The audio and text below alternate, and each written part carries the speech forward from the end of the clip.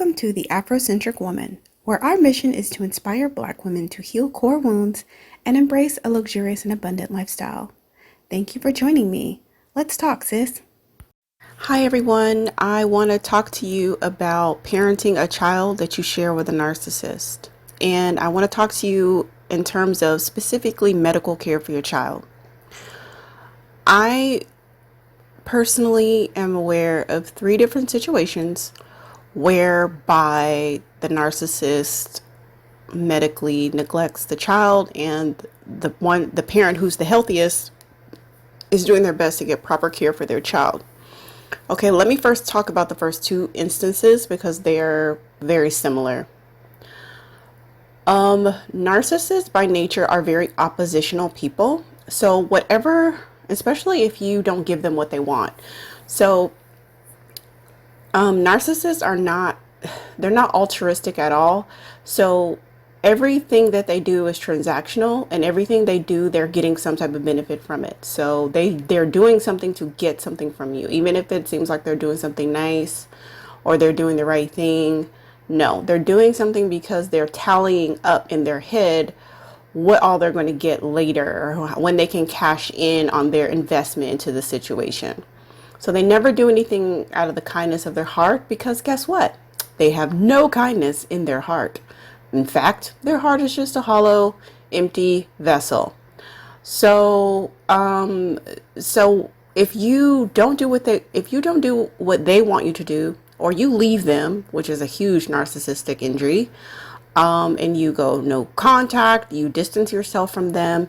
If they're not able to have the same effect on you, if they try to induce conversation and you're still no contact, very low contact. Obviously, if you have children, you have to have some form of, well, you don't have to, but most of us do have some form of contact with the narcissist when we have children with them.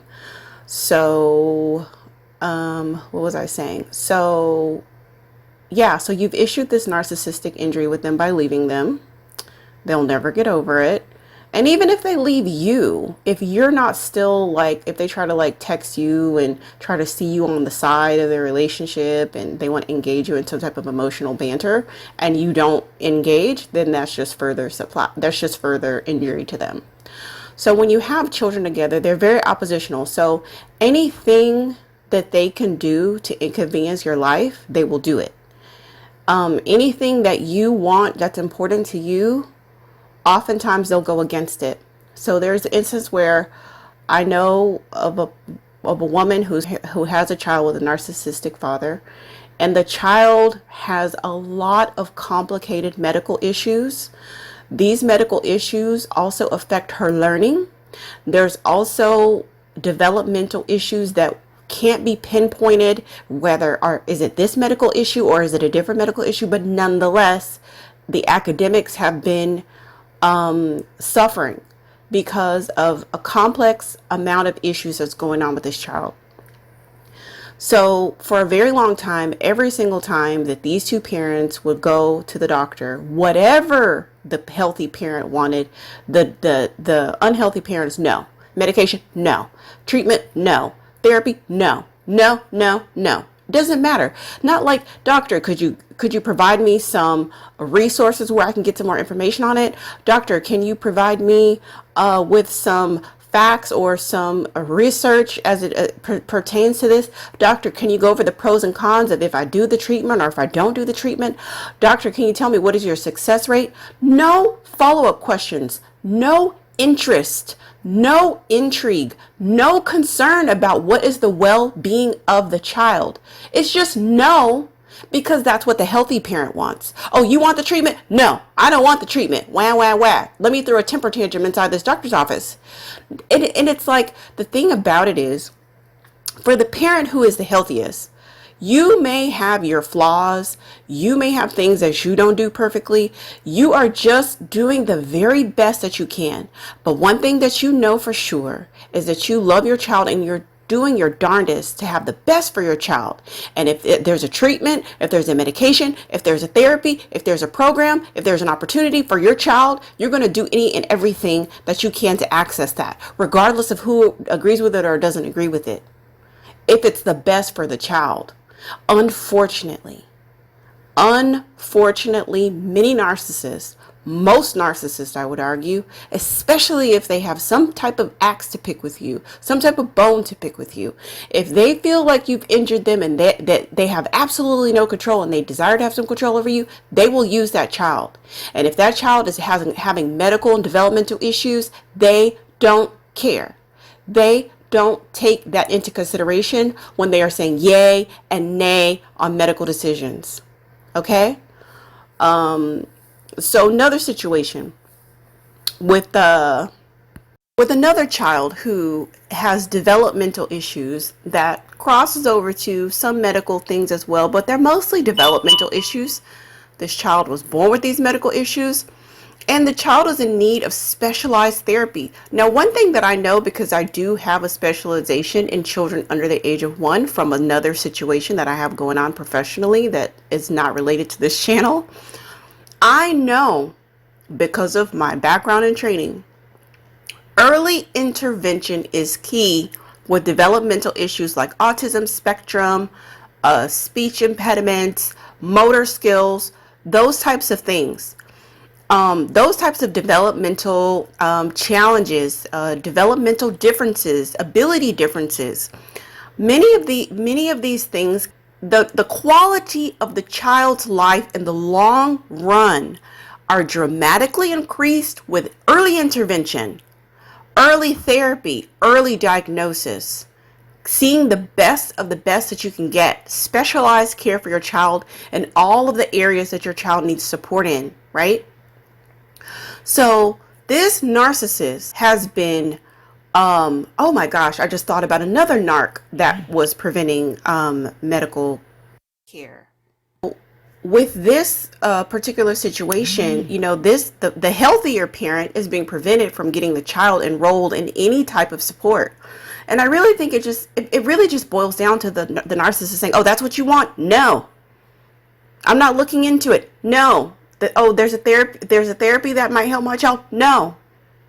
Oh, you want to get some specialized, equipment? No. Let them suffer. Just let them sit here and suffer.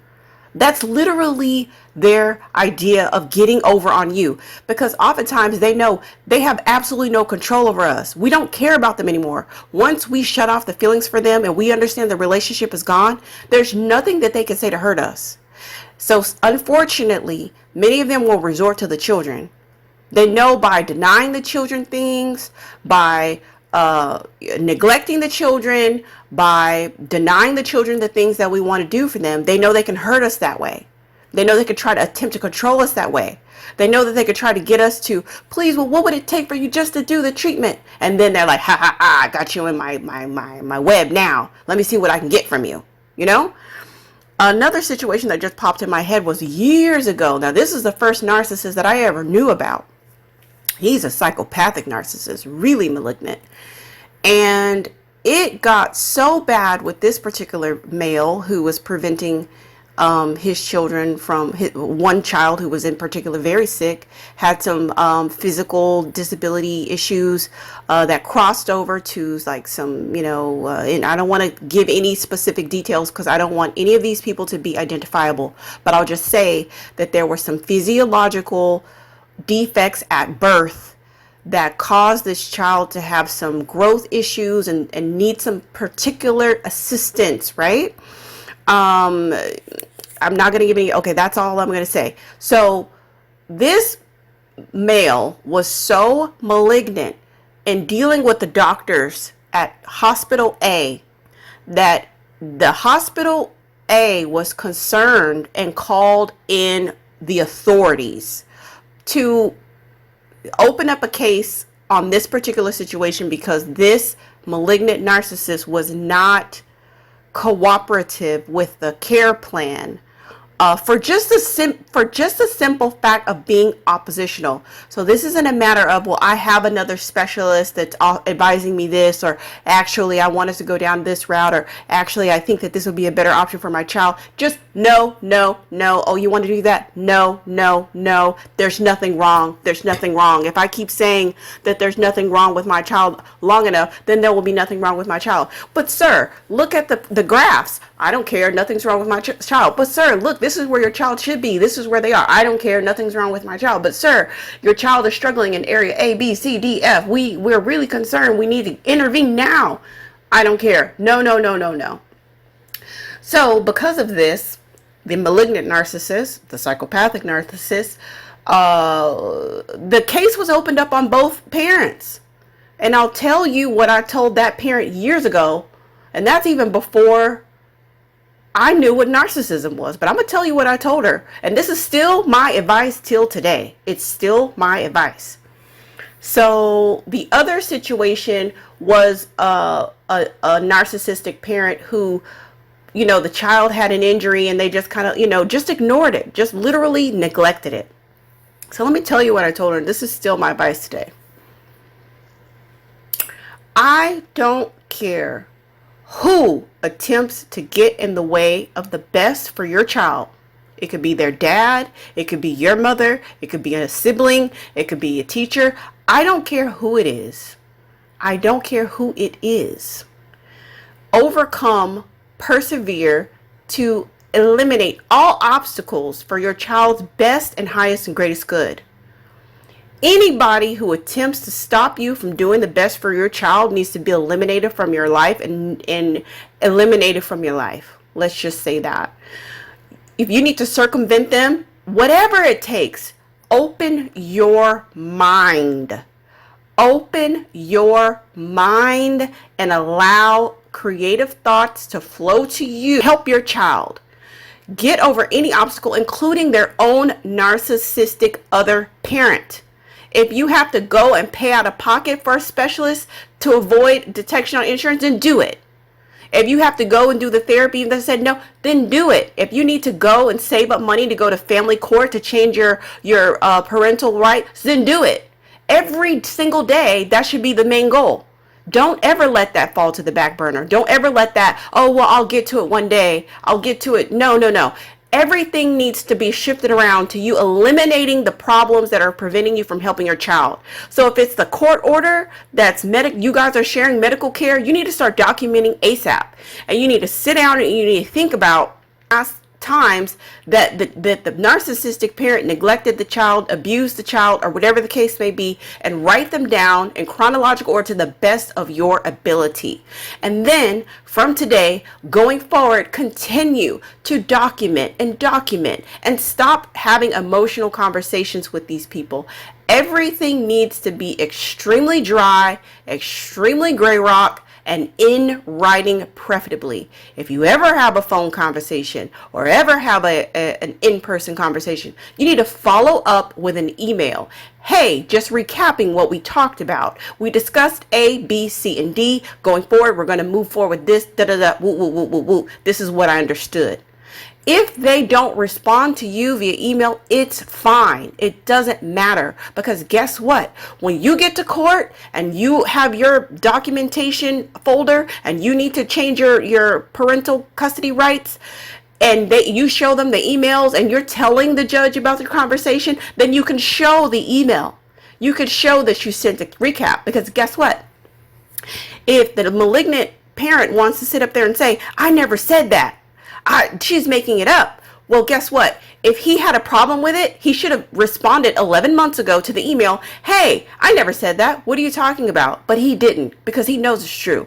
So you don't need to make any grand announcements. Don't tell anybody. Just start quietly documenting what is going on. And whatever you have to do to protect your children, whatever you have to do to get them the medical care that they need, because especially for those early intervention situations, every day you lose that your child is not getting the treatment, the therapy, the medication, whatever it is that they need, you are losing time. They are losing skills. Those skills could be helping them well into their adulthood, their adolescence, their teenage years. It could be helping them. So you're losing time by hemming and hawing and being caught up in your emotions because you're too whatever is going on to fight for your child. If you don't have the strength to fight for yourself, fight for your child. Do not let a malignant narcissist get in the way of your child's medical care. Do not let a malignant narcissist get in the way of your child's well-being. That was my advice then, and I did not know about narcissism when I told this sister that. It is my advice to this day. It remains the same. So, that is my encouragement. I really don't get worked up over much at all, except for the babies. I love them. They are innocent. They are beautiful, precious beings, and they depend on us as adults to protect them and provide the best life that we can, and to do the very best that we can. So that is my encouragement to you. Take care, and I look forward to reading your comments down below. Thank you so much for sharing your time and attention with the Afrocentric Woman. Special gratitude to our subscribers. If you'd like to stay connected with this channel and you haven't subscribed yet, please do so by hitting the subscribe button and the notification bell. If you like this content, please hit the like button. If you have any comments or thoughts about the content shared, please drop down into the comment section and let us know. Remember, you are worthy, you are enough, you are unique, and you are lovable. And I appreciate you.